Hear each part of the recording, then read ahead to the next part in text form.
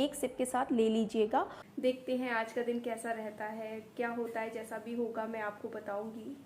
तो यहाँ मैं आ चुकी हूँ अपने घर वापस। एग रिट्रीवल मेरा हो चुका है। 36 आवर्स पहले वो ट्रिगर इंजेक्शन लगता है। थोड़ा सा से घूम रहा है, ऐसे चक्कर जैसा थोड़ा सा फील हो रहा है। बाकी उन्होंने कैन्यूला वगैरह सब निकाल ही दिया है। जो मुझे डॉक्टर ने इंस्ट्रक्शन दिए थे मैंने वही फॉलो किए थे। तो अभी कुछ चीज़ें हैं जो मुझे यहाँ बताना ज़रूरी है, कुछ खास बातें हैं जो मुझे यहाँ बताना ज़रूरी है। तो आज का एग रिट्रीवल मेरा बहुत अच्छा रहा, मतलब दिन काफ़ी अच्छा रहा। तो यहाँ मैं आपके साथ शेयर कर रही हूँ आज एग रिट्रीवल का एक्सपीरियंस। जिस दिन मेरा एग रिट्रीवल हुआ था उस दिन मैंने वीडियो शूट किया था और वो जो क्लिप है वो मैं इसी वीडियो में आगे ऐड कर दूंगी। तो अभी कुछ चीज़ें हैं जो मुझे यहाँ बताना ज़रूरी है, कुछ खास बातें हैं जो मुझे यहाँ बताना ज़रूरी है। तो पहले हम उसके बारे में बात कर लेते हैं। ये प्रोसीजर जो मेरे लिए था बिल्कुल सेफ़ रहा। और जो एग रिट्रीवल होता है वो एनेस्थीसिया में होता है, तो जब होता है तो कुछ पता ही नहीं चलता है। एनेस्थीसिया की वजह से हमें कुछ भी पता नहीं चलता है, कोई पेन नहीं होता है, तो बिल्कुल पेनलेस प्रोसीजर रहता है ये जो एग रिट्रीवल होता है। जब एग रिट्रीवल होता है उससे 36 आवर्स पहले हमें एक ट्रिगर शॉट लेना होता है। ट्रिगर शॉट का मैंने वीडियो शेयर कर दिया है, उसका लिंक मैं आपको डिस्क्रिप्शन बॉक्स में दे दूँगी। सारी डिटेल्स मैंने ट्रिगर शॉट की दी हैं, कितने इंजेक्शन लगे थे, कहाँ पर लगे थे, कब लगाने थे, वो सारी बातें मैंने उस वीडियो में शेयर की हैं। तो आप एक बार जाकर चेक कर लेना। तो 36 आवर्स पहले वो ट्रिगर इंजेक्शन लगता है, फिर उसके बाद हमारा एग रिट्रीवल होता है। जो मुझे डॉक्टर ने इंस्ट्रक्शन दिए थे मैंने वही फॉलो किए थे। तो डॉक्टर ने मुझसे कहा था बिल्कुल खाली पेट आना है। और जिस दिन मेरा एग रिट्रीवल होना था दिन में 12:30 बजे होना था, तो जो रात थी, रात को 12 बजे के बाद से ही मुझे कुछ नहीं खाना था। उन्होंने मुझसे ये कहा था कि आप जो थायराइड की टैबलेट ले रही हैं बस वो एक सिप के साथ ले लीजिएगा। बस वो टैबलेट लेनी थी मुझे, बाकी कोई भी मेडिसिन नहीं लेनी थी उस दिन मुझे। तो मैं बिल्कुल खाली पेट गई थी एग रिट्रीवल के लिए। और मैंने कोई भी कॉस्मेटिक या कोई भी फ्रेगनेंस के लिए कोई भी डीओ या कोई भी परफ्यूम कुछ भी मैंने यूज़ नहीं किया था। मतलब कोई भी मॉइस्चराइज़र भी मैंने अपने फेस पर अप्लाई नहीं किया था। इनफैक्ट मैंने लिप बाम तक नहीं लगाया था। बिल्कुल नॉर्मल गई थी मैं, बस नहा धोकर अपना चली गई थी। कुछ भी मैंने अपने फेस पे अप्लाई नहीं किया था, अपनी बॉडी पे कोई भी कॉस्मेटिक अप्लाई नहीं किया था। तो ऐसे मैं गई थी एग रिट्रीवल के लिए। तो अभी हम देख लेते हैं हमारी एग रिट्रीवल डे की जो वीडियो मैंने शूट की थी, तो वो वीडियो हम यहाँ देख लेते हैं। Hello friends, welcome back to my channel. तो आज मेरा एग रिट्रीवल है और मेरा आईवीएफ का डे 15 है।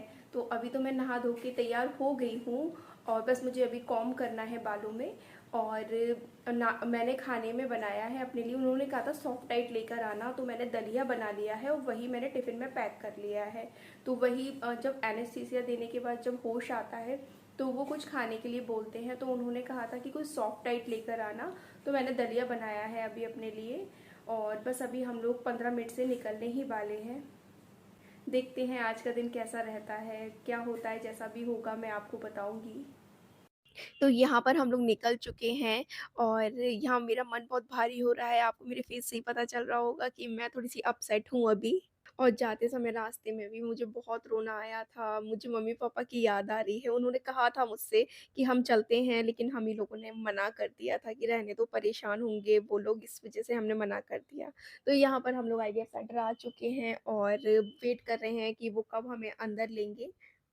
तो यहाँ पर मेरा एग रिट्रीवल हो चुका है और मुझे प्रॉपर होश आ गया था। मैंने खा भी लिया था दलिया अपना और यहाँ मैं बाहर आ गई हूँ और बिल्कुल नॉर्मल हूँ, कुछ भी ऐसा फ़ील नहीं हो रहा है मुझे यहाँ पर। और जब मुझे होश आया था तो बस मुझे ये लग रहा था कि कौन-सा पल हो, मैं जल्दी से जाऊँ अपने हस्बैंड के पास। बहुत मतलब ऐसा लग रहा था बस उठ के चली जाऊँ, लेकिन इतना जल्दी वो बाहर नहीं जाने देते हैं क्योंकि एनेस्थीसिया देते हैं, तो चक्कर आता होता है, तो वो पूरे तरह से ऑब्ज़र्वेशन में रखते हैं। जब देखते हैं बिल्कुल ठीक है, तभी वो बाहर जाने देते हैं, ऐसे नहीं जाने देते हैं। तो घर जाने से पहले हमें डॉक्टर से मिलना था, तो हम बाहर ही खड़े हैं क्योंकि अब ह नेक्स्ट हमारा ही नंबर है यहाँ पर। तो यहाँ मैं आ चुकी हूँ अपने घर वापस। एग रिट्रीवल मेरा हो चुका है और जस्ट अभी ही आए हैं हम लोग, 6:30 समथिंग बज रहे हैं शाम के अभी। और एनेस्थीसिया में करते हैं तो कोई भी कुछ भी पता नहीं चलता है और अभी भी मुझे कुछ भी दर्द नहीं हो रहा, कुछ भी अनकंफर्टेबल नहीं लग रहा है, बिल्कुल नॉर्मल हूँ मैं। बस वो एनेस्थीसिया दिया था ना, उसकी वजह से थोड़ा सा ऐसे घूम रहा है, ऐसे चक्कर जैसा थोड़ा सा फील हो रहा है, वो तो थोड़ा सा अभी होगा फील। और बाकी मुझे कोई भी प्रॉब्लम नहीं हो रही है, किसी भी तरह का कोई पेन नहीं है, और कोई भी है ना ऐसे नहीं लग रहा है जैसे कुछ मतलब ऐसे कोई प्रोसीजर हुआ है या कोई माइनर सा ऑपरेशन हुआ है, या ऐसा कुछ भी नहीं लग रहा है। बाकी उन्होंने कैन्यूला वगैरह सब निकाल ही दिया है मेरा, और बस दवाइयाँ दे दी हैं मुझे। और ये चीज़ मैं आपको बाद में बताने वाली हूँ कि क्या क्या दिया है दवाइयों में उन्होंने मुझे। तो आज का एग रिट्रीवल मेरा बहुत अच्छा रहा, मतलब दिन काफ़ी अच्छा रहा, मुझे कुछ भी मतलब कोई भी दर्द वर्द नहीं हुआ। तो आज का दिन मेरा ऐसा ही रहा, बस सुबह से गए हुए थे और अभी आए हैं 6:30 बजे शाम को घर पर। तो बस यही प्रोसीजर था जो आज का होना था। अब ट्रांसफ़र कब होगा ये अब डॉक्टर हमें परसों बताएंगे। उन्होंने हमें परसों बुलाया है कि वो एम्ब्रियो ट्रांसफ़र कब करने वाले हैं। तो ये था मेरा एग रिट्रीवल का एक्सपीरियंस। उस दिन मैं इतना ही शूट कर पाई थी क्योंकि उन्होंने मुझे जल्दी ही अंदर ले लिया था, क्योंकि उन्हें बॉटल भी लगानी थी, जो मतलब कुछ रहता है वो ये जो कैन्यूला लगता है इसमें बॉटल वो जो लगानी थी वो लगानी थी। साथ में कुछ इंजेक्शंस भी उन्होंने मुझे लगाए थे वहाँ पर, वो यहीं से लगाए थे, मतलब कोई भी बैक साइड नहीं लगा था, कोई भी हाथ में इंजेक्शन नहीं लगा था, कोई भी पेट में इंजेक्शन नहीं लगा था उस दिन मेरे।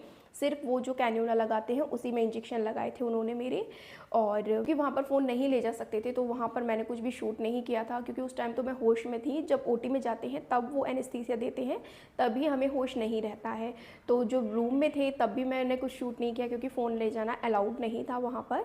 तो ये सब होने के बाद फिर मुझे वो IVF OT में लेकर गए। IVF OT में जाने के बाद उन्होंने मेरा नाम पूछा मुझसे, और उन्होंने मुझे कोई वो इंजेक्शन लगाया जो कि एनेस्थीसिया था। उसके बाद मैं नाम भी बस बता पाई थी, मुझे उसके बाद नहीं पता कि मैं क्या हुआ क्या नहीं हुआ। मैं तुरंत ही मतलब बेहोश हो गई थी, कुछ भी नहीं मुझे पता चला। और जब मुझे होश आया तब मैं रूम में थी, और उन्होंने मुझे रूम में शिफ्ट कर दिया था, और समथिंग 4 साढ़े 4 बजे मुझे होश आया था। 12:30 बजे और 12:40 के बीच समथिंग ऐसे ही कोई टाइम हुआ होगा, तभी मेरा ये प्रोसीजर हुआ था। तो इतने घंटे तक मुझे होश नहीं था, प्रॉपर होश जो कहते हैं ना वो नहीं था मुझे प्रॉपर 4 साढ़े 4 समथिंग आया था। जब मुझे होश आया प्रॉपर, तो उन्होंने मुझे, मैं जो दलिया बना के ले गई थी वो दिया खाने के लिए, तो मैंने वो खा लिया, आराम से खा लिया। मुझे कोई प्रॉब्लम नहीं हुई, ना मुझे कोई वॉमिटिंग जैसा फील हो रहा था, ना मुझे घबराहट हो रही थी, कुछ भी मुझे कोई प्रॉब्लम उस वक्त नहीं हो रही थी। मैं बिल्कुल नॉर्मल थी, बस मुझे थोड़ा सा चक्कर आ रहा था, क्योंकि एनेस्थीसिया दिया था उसका असर रहता है। फिर उसके बाद मैं घर आ गई। मैंने अपना एक्सपीरियंस आपको उस दिन का बता ही दिया, अभी जो उस दिन मैंने वीडियो शूट की थी उस दिन का मैंने बता ही दिया। अब इससे मुझे क्या क्या साइड इफ़ेक्ट्स हुए हैं, मुझे क्या प्रॉब्लम हुई है एग रिट्रीवल से, क्योंकि ये साइड इफ़ेक्ट्स होते ही हैं, और किसी को ज़्यादा होते हैं किसी को कम होते हैं, तो मुझे भी हुए, क्या हुए, ये सारा आपको मैं अगले वीडियो में बताने वाली हूँ। तो आज के लिए सिर्फ एग रिट्रीवल का ये एक्सपीरियंस ही मैं आपके साथ शेयर कर रही हूँ। बाकी का एग रिट्रीवल से रिलेटेड सारा सब कुछ मैं नेक्स्ट वीडियो में आपके साथ शेयर करने वाली हूँ। तो अगर आपका कोई क्वेश्चन है एग रिट्रीवल से रिलेटेड तो आप मुझसे पूछ लीजिएगा, क्योंकि उन सब क्वेश्चंस का आंसर मैं आपको नेक्स्ट वीडियो में दे दूँगी। जैसा भी मेरा एक्सपीरियंस रहा था एग रिट्रीवल के नेक्स्ट डे, वो भी मैं आपके साथ यहाँ पर शेयर करूँगी। तो आज का ब्लॉग हम यहीं ख़त्म करते हैं, मिलते हैं आपसे नेक्स्ट ब्लॉग में।